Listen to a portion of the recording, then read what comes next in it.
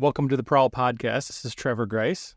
Chris Wilcox. And we're pretty excited. We have a guest in studio, and that guest is the new varsity basketball coach for Caro High School, Dave Lester. Welcome, Dave. Thank you for having me. Nice to be here.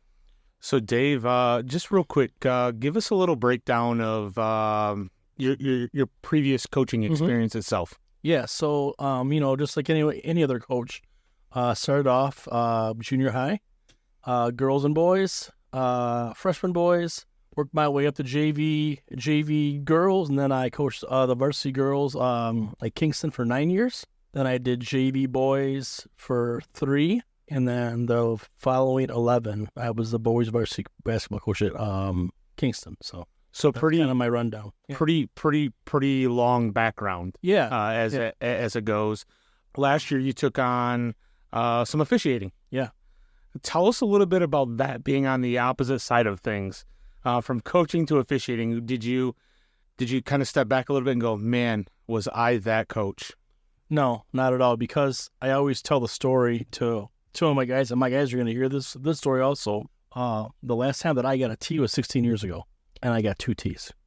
So you know what that means. And so after, I was gone. I got to put up Christmas lights the next game night with my wife, and that was fantastic. So, that's how so after that, I just made a decision that, I wasn't going to talk to referees at all, and I wasn't going to let my kids either, because I feel like if I'm on the officials, that gives my guys a crutch for things that happen, maybe like the result of a game was because of the referees. So, I had officiated about 25 years ago, and that was obviously when the girls and the boys were the girls were in the fall, boys were in the winter. I was coaching sub-varsity, freshman, junior high stuff. So I had officiated some. I had umpired some also. I just thought it'd be good to get back into it, and I enjoyed the experience. I was probably in the best shape of my life, which I'm not now, because I'm not refereeing.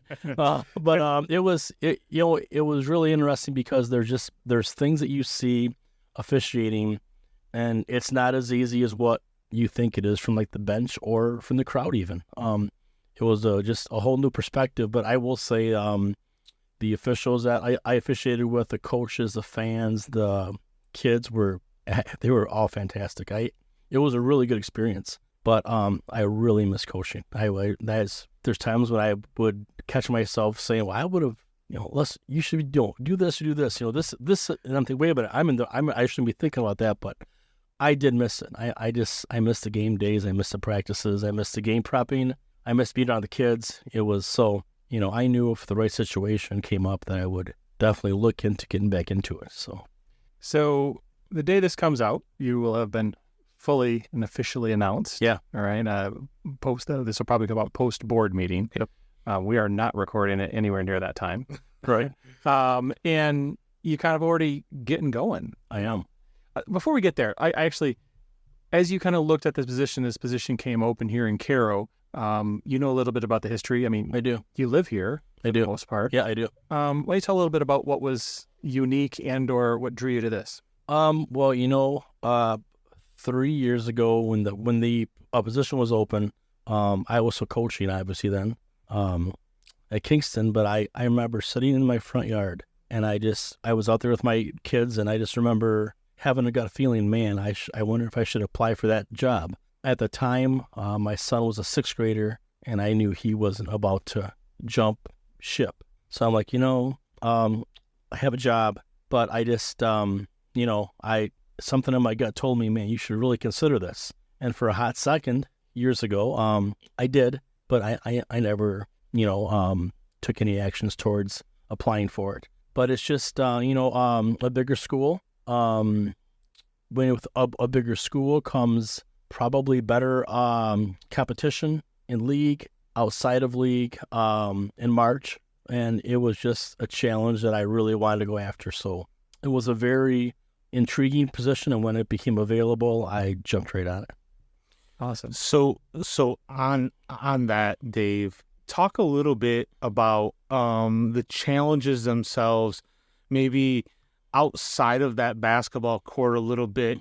Coming from the coaching background all the way up, I'll be the first to say, hey, you had me as a player. Mm-hmm. You were very young, I believe, kind of coming through college. Young. Young. I was, I think, 7th grade, I believe. Yeah. So I'm not aging you at all. No, I was. Yeah. I was very young, man. You were very young. Tell me some of the challenges that you've had throughout the years, and kind of how you've dealt with some of those challenges. Adapting to just the kids. You know, the kids have changed some. I've changed some. I mean, I'm always trying to learn. I can't tell you how many little things I've saved from Instagram of basketball plays and quick hitters, and so I just think me adapting constantly and not trying to think that I've never been the kind of coach where it's like, this is my way and this is how we're going to do things. I'm trying to adapt, and I would say that's probably the biggest change throughout the years is just trying to adapt, trying to push the right buttons with your kids, whether that's the first part of the year or the last part of the year when they've been at it for 4 months and they're tired and they're still practicing and it gets to be boring. You got to figure out ways to keep them interested and engaged and focused. And obviously, that time of year, you'll want to be playing your best basketball. So it's really important that you kind of have that stuff figured out, or at least you think you do. Right. Yeah. So I think ultimately, it's probably, let's put this out there. All right, I got a son. He's a sophomore last year. Yep. He's going in. You're already texting the guys. Yep. You're already sending those Instagram clips over. Yep. He's been telling us about it. And, and like we said before, it's not even official, but it is in some ways. I mean, it's the worst kept secret in town, probably. I guess as you've grown, tell us a little bit about how, if you go back to when Chris was in 7th grade, internet didn't exist yet back then. Was there lights? There was lights. Yeah, okay, there was lights. Okay, at least there was lights. There was incandescent light bulbs. And stuff. Incandescent, yes. And now we're in the world of Instagram. Like you say, you can find these quick hitters that can show things. How have you evolved as a coach throughout the years with that as a tool, or maybe even as a distraction? You need to be careful because there's so much stuff out there, and it's like going to a coach's clinic, which I like going to those. I remember the first couple that I had gone to, I must have jotted down 5 pages of this, everything. I think with the stuff that I'm looking at now, I'm very, very, I'm cautious to make sure, and what's kind of hard about it too is I don't know these kids that well. So the stuff that I'm jotting down and I've saved, and I that I like, I got to make sure that it accommodates the kids. That it's to their strengths, not just a play that I want to run. It needs to accommodate us and the kids, and but it's a great resource. I'm not gonna lie to you. There's so much stuff out there, and there's so much stuff. Like I said, if you're trying to educate yourself and trying to learn, there's so many resources out there. It's endless. So, talk a little bit as we go ahead here into 2024, 2025, when I'm sure you've already taken a look at some game film, NFHS, things of that nature. Yep. You got a very talented squad coming up from that JV level, and a lot of talented players in behind that. Speak about where you kind of maybe see, and I know this is early, but maybe where you kind of maybe see that team kind of fitting in as a whole, and maybe a little bit of a direction. I mean, you might be able to go 5, 6, 7, 8 deep on a bench, to be honest with you. That's just, the thing that's intriguing about that is to have that depth. You're putting yourself in a good position to have competitive. Your practice should be competitive every day, and scrimmages should be competitive every day. And kids shouldn't be comfortable with where they're at. If they think they have a spot, and there's 4 guys breathing down their throats of practice, as a coach, you got to pay attention to that. Yeah. And so with having that depth, it can be a blessing and it can be a curse because, everyone's not going to play 20 minutes. Everyone's not going to play 20 minutes. There may be games where 2 or 3 guys, depending on how we match up, they may get 15 minutes, 16 minutes. And the next game night, they may get 5 or 6. The talent returning is exciting. And I guess what's exciting about it for me is that, my plan, and they're going to already know about this, the guys will, but my plan is just anyone that was on that JV team and on that varsity team, they're going to have a chance to make the varsity team.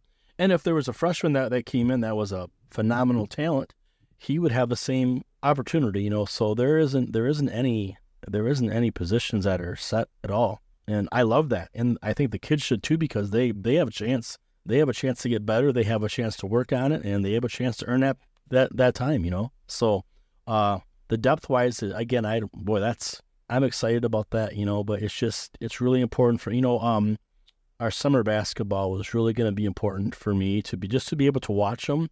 For those guys to be able to play together, for me to try different combinations out there. I have a lot to evaluate and process. And talk a little bit about that summer basketball, just kind of maybe the schedule that you have together, things of that nature. So the summer basketball is about 95% done right now.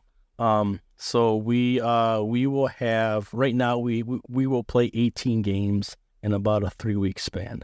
That's a lot of games. So we're gonna SVSU will go there and you'll play 6 games. Okay. So right there 6. We'll host 2-3 team scrimmages here in Caro. 2 games a night. There's another 4. Millington has a Monday night league, and we'll play in that 3 Mondays. And then we're going down to Dryden for a couple games there, and then I want to get one more so they have 20 at least. That's a lot of games. But you know what? That's kind of what I've always done for girls and boys basketball. I want that the 14 games to 20 games, because you always are going to graduate kids. Yeah. And you're going to always have to get kids to actually gel.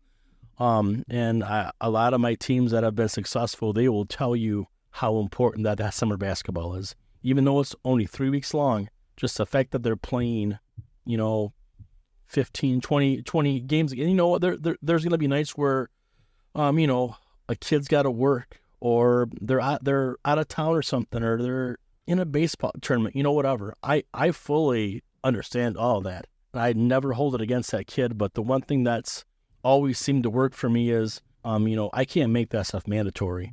Right. But the kids know we really need to be there. It's really important for our team that we're there, and the participation, thankfully for me as a coach, as a varsity coach, has always been fantastic. And so we only have one weekend, because I know there's other things going on in the summer. I'm fully aware of that, whether it's travel baseball, vacations. So I really try to stay away from the weekends. But obviously we're going to go out of Saginaw Valley for one weekend. But besides that, I think it's important that those, kids have a weekend to themselves for whatever. And in between all that, we're going to play a lot of basketball. So I wonder why he keeps mentioning travel baseball. I know. Yeah, look around down here. Well, because we have a very good baseball program here right now, and we have some talented kids coming, and I know they play travel ball, and I love it. I love it. The fact that they're doing that is just going to benefit them as they get older, and hopefully this year, some of those guys are late coming to summer basketball because they're still playing baseball. That would be I want them there, but if they could make a run, that would be fantastic. Oh, that would be excellent. That'd be awesome. Yeah, so. Absolutely. So as kids are kind of listening to this, because I expect this one to be, not everybody listens to Chris and I jabber on about our random stuff, but I don't even listen to us, Trevor. No, well, Diana's forced to, right, because she has to edit it. But whenever we get a coach or some kids on here, those podcasts tend to do pretty well. And so expecting that a good chunk of your guys are going to hear this, there could be a little apprehension with that. Not that you can sit here and say, okay, if there's 20 games, you need to be at 15. Like, I'm not expecting that. But no. What do you kind of think is, for those guys that are doing baseball, summer basketball, let's see, motocross, right? I'm just thinking some of our kids that are doing that. Right. What do you want them to kind of shoot for, if at all possible? I would hope at least half. Or at least half. Okay. Yeah, I think half is fair. Because again, I don't know. Like I've gone and scheduled this stuff. I don't know what they have going on, know, and that's why I'm so flexible with them, because once that school is out, there's a lot of different things for some kids that they have a lot going on, still. So I'm trying to be very, very conscious of that, and not just do it in my way. And this is what we're doing, and you better be there. No, I'm these kids are going to see that I'm very, very flexible with that.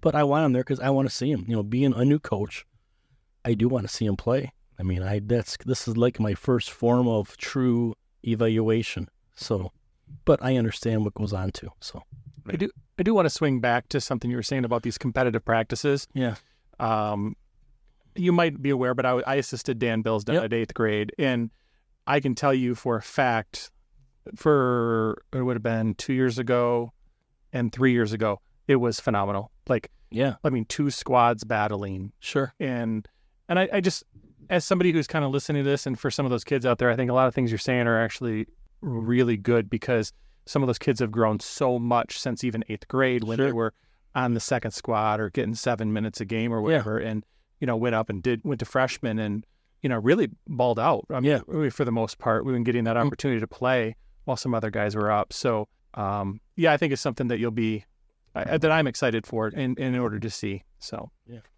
So Dave, talk a little bit about program building, things of that nature. You had a very good program, and I call it a program, right? Yeah. Things don't usually happen overnight, Right. and it never will.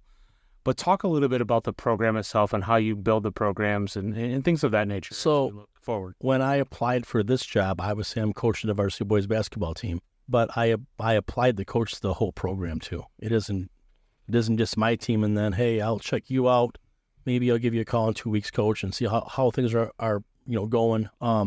It's so I reached out to the Lions Club already. I talked to them yesterday, and just let them know, that I want to be involved in, whatever way I possibly can. I want my kids involved, because I want those elementary kids to know who I am. I want them to know who the high school players are, and so having that relationship, because your elementary programs, your feeder system. Yeah. I mean, that's huge. It is huge. So I want them to know that, that I'm going to be around and I'm going to be a part of it. I may not be to every single thing that they have going on, but I'm going to be at some of them. I mean, and I want to give my input to them. And the conversation that I had yesterday with Chris Stevenson was a very good talk. And I feel like we're in line on a lot of things. And to build that, and just to, I need to get to know these junior high kids, the 9th grade kids, the freshman team. I mean, everybody's part of our team. It isn't just the varsity boys basketball. So, I want to be a part of that. I'm going to want my coaches, I want us to kind of be doing some of the same things, but talking the same terminology. So, from one grade, let's say it's the 8th grade. I can't have my 8th grade coach just doing his or her own thing, and their terminology and my terminology is totally different. So we need to be on this. I mean, and it's just a few things that if they can follow what I want them to do, 99% of the time they're coaching their team no matter what. But I want to have some input. I want to have some guidance there. I want to, we're going to play man-to-man, and this is kind of how we play man-to-man. And, for example, I don't want my coaches playing zone because they don't want to work on man-to-man. I want my coaches playing man-to-man first. Our principles need to be concrete. And then if you feel it's best for your team to play some zone, then play some zone by all means. But at some point, even out of zone, you have to go and you got to guard a shooter. You got to close out the baseline. So, like, if we don't have our man-to-man principles down, it's not going to look good. And quite honestly, I've watched some film, and I've seen some things where teams have played zone, and when this is Caro teams, who I'm going to be coaching, and kids I'm going to be with, I've noticed some things where they're playing zone, but when they've gone to play man, they're lost. And I'm not trying to criticize anybody, but for my program, like, we need to be on the same page and talking the exact same language, and that's really important to me. So, I want to be there for whenever anybody in our program needs me. I want them to be able to feel free, like they can text me, call me, whatever. I plan on weekly reaching out to my coaches and say, hi, how are things going? How was your game? I couldn't make it. You were up to Lakers, whatever. I couldn't make it. How did it go? So they're going to know that I care, and I want what's best for them. And, honestly, I could probably learn some things from them also. So, I want it to be a program. I want us all to be on the same page talking, because honestly, if you can, if it's an easy transition from level to level, it's easier on the kids, and that's the ultimate goal. Is you want that transition to be as easy as it possibly can. Now, for our JV kids who were very successful last year, this is still going to be a transition. It's going to be a little bit of a jump. Maybe not. Maybe for some, it's going to be a good transition.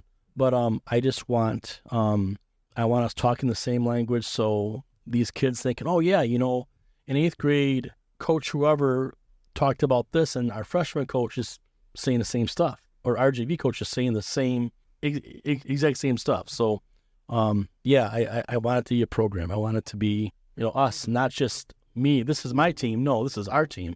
And, so I have a vested interest in multiple teams in our program. So, yeah. You kind of jumped into, you already answered one of my questions, because I was going to say, was it defensive mentality, right? But you're already putting out like man-to-man as a base, right? And working off of that. And, as somebody who watched every JV game last year, and the system was, they're running, diamond press a fair amount, and then we're bringing that down into a zone. Like, I agree with you. It's going to be a little struggle for them to get into that new. It's not that they didn't have it in their base. Like, right. I know what we did in 8th grade with them. I know what we did in 7th grade with them, but they still got to come out of that and and learn your principles of that. Yeah. Right? So that's exciting. I mean, because even on like a press, you have to close out. You have to get good angles. If you want a good trap, you just can't run at somebody. There's a technique to it. There's some discipline to it. But no, I mean, I watched some of their games, and their pressure really bothered teams, and I was excited about that. Yeah, they had a lot of success with that progressing, obviously. So that's good. So I know you have a meeting a little bit later, but I think for the parents that are listening, why don't you talk a little bit about your coaching style, maybe even how it's evolved throughout the years, and even for the kids, what can they expect, day one of the program? I want the parents first to know that they're going to be proud of us. We're going to represent Caro well. Those kids are going to represent their moms and dads, grandpas and grandmas, the entire community. We're going to work hard, and it just, like I said, I want to win a loser class. They can expect high expectations from day one. And for me, day one is going to be May 13th when I'm officially hired. That's day one. I mean, I'm working on stuff right now, but when it's official, expectations start right there. So today. Yeah, today. They do start today. Absolutely. So, but my coaching style is, we're going to work super hard. It's really, to me, it's really simple. If they work hard, they're not going to hear much from me. But the minute that I get a coach effort, I mean, I'm going to stop you. How do you coach effort? I don't. Okay. Yeah. All right. I don't. Thank you. There's no way. Yep. That's a non-negotiable. Yep. If I'm having to coach effort, then I'm not probably going to coach. Well, my big philosophy is this. I think we have some fantastic athletes right now. So as long as we defend and as long as we board, they get freedom right there. They can run. I don't want us scoring 45 points a game. I want us scoring 70, 75. But if we can't score in transition, they're going to be expected to run an offense. It doesn't become freelancing from that point on. Now, if out of that offense, if they can make a basketball play, scrap the offense. If you see an opening, a kid backdoor cuts, forget the offense. Make other basketball play. But I'm a player's coach, I think. I care about the kids. I want them to work hard. I want them to be good teammates. I'm really big on distractions, and I think that just can tear a team apart. So I don't want there to be any distractions whatsoever. I'm always watching body language. Body language screams. I've coached long enough where I have never had a kid trick me in body language ever. I pretty much know. You guys probably know the same thing in coaching. You know where a kid stands. And sometimes that's just of human nature, and you maybe need to give that kid a couple trips up and down the floor to calm himself down, maybe, and then he's going to be fine. But if it lasts, then I need to address it. But no, I mean, I'm going to try to put them in the best possible position to win every night. That's the goal. Yeah, I guess that's how I would describe my coaching style. I'm intense. I I have expectations, but they're not unrealistic though. They're nothing. They're not like, things that the guys can't accomplish. So speaking of expectations, we're getting kind of short on time, and I want to make sure you get to where you got to be at. Speak a little bit on those expectations as far as what you have as expectations as a coach, and maybe what you expect from those players For the varsity team? just for the varsity team currently. Yes. We want to win the league championship. That's our first goal.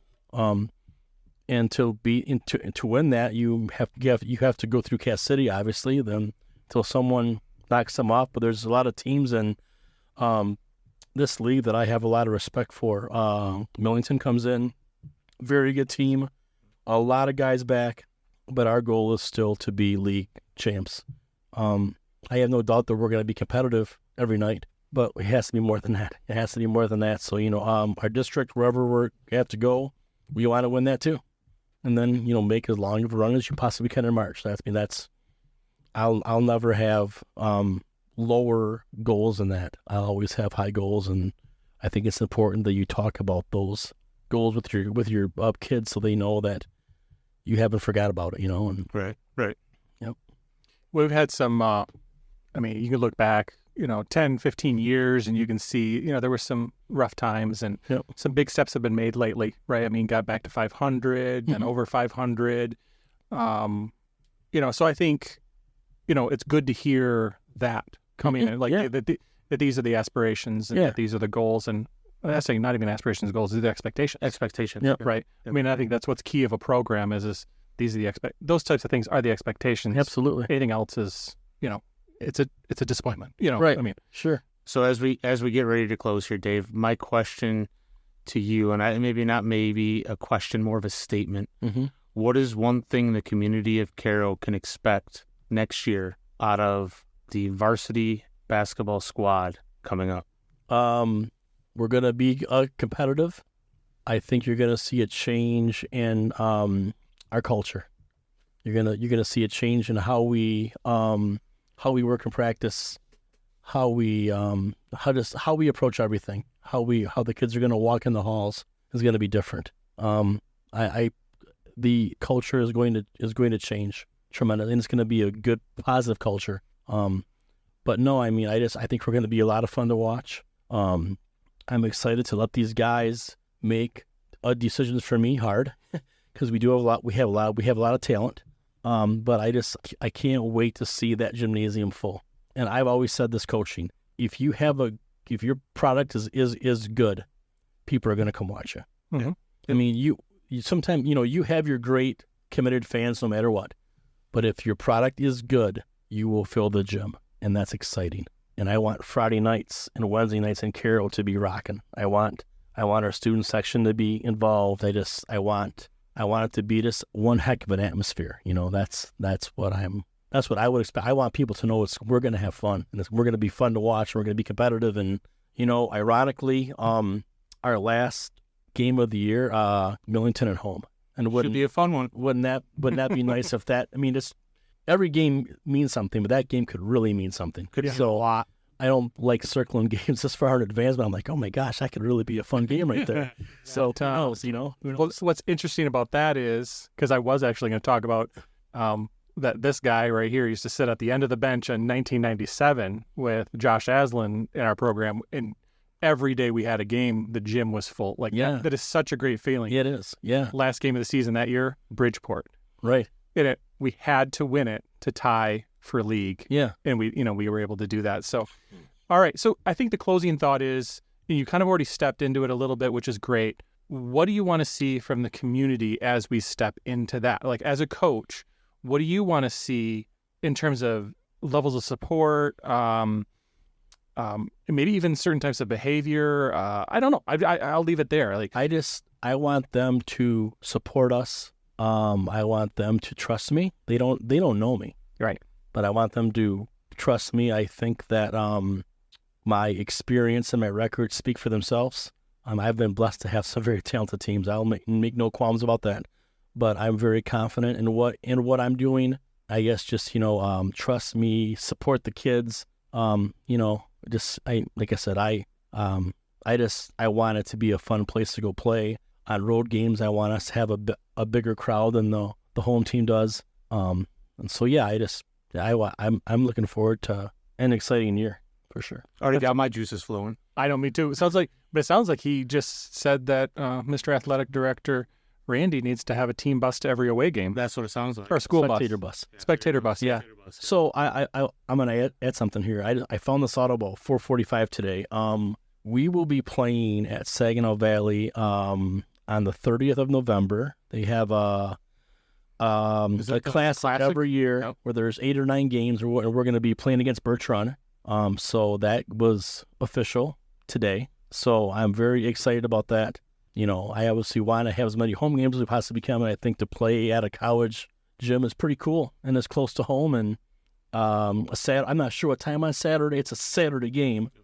So I think our JV will be playing on a Friday night at home against Birch Run. And I'm kind of hoping that maybe our JV team has got the late slot, the varsity slot, to get kind of a taste of what that experience is like, which I think is pretty cool if I was a JV guy. Oh, yeah. Oh, heck yeah. I could play at 7:30 on a Friday night in front of a big crowd. Yeah. So, that was one exciting thing that I found out today, and I've reached out to quite a few bigger schools to try to get a couple home games here to fill out our schedule. I'm still waiting to hear back from them because we are going to be Division 2 this year. So I would like to make our non-league a little bit tough to kind of test us. So does that mean you're just curious? You reaching out to D1s? I have reached out to some Midland. Midland teams. Right. Yeah, I've reached out to them and like it. Yeah. So obviously, with that being said, I want to make sure that we're covering all 3 levels, though. Yep. I want all 3 teams to have games. So when I'm doing the scheduling, I'm trying to make sure that all 3 teams have got games that night, not just us. Mm-hmm. Everyone. So that's big. I'm keeping that in mind. So. Yeah. I know some baseball players on both those Midland teams. That's already interesting. Yeah, right. Yeah, that's great. Yeah. A couple of Xander's buddies are on each of them. That's awesome. Dave, I appreciate you coming today. Yeah, thank you. Give us a little bit of your time for this, exclusive, right? It's our first exclusive. So we're pretty excited about that. Excited to have you. Yeah. Thank you for your support. I really appreciate it. You guys are doing a great job with promoting all these student athletes and the school, and yeah, I think it's a great thing, which has caught my attention too. You're making it sound like my job's gonna be busy. It's not us. It's not us though. It isn't? No. Who is it? It's us. Okay, but it's you guys. Yeah. But at the same point, it's people that watch. It's kids that want it. Yeah, and absolutely. It's like you go back to that culture thing. There's a lot of different ways to affect it in a positive way. Sure. And I know that's. And for those that have reached out to us and said that, including what you just said, we do recognize that and we appreciate it. And just trying to do our part. Yeah. So you're doing a great job. Well, with that being said, special thanks to new Caro Varsity head basketball coach Dave Lester. I guess this is it for the Prowl podcast on May 13th. Is that what? Yes, May 13th. May 13th. Okay, it isn't May 13th, but it is today. Today it is 75 and sunny out. Absolutely. Sure. Yeah. Sure. I can only hope, right? Yeah. That's exactly why we have all this free time tonight. Yeah, exactly. Right. All right. And for that, well, we'll catch you all guys later. Thank you. Bye. Thank you.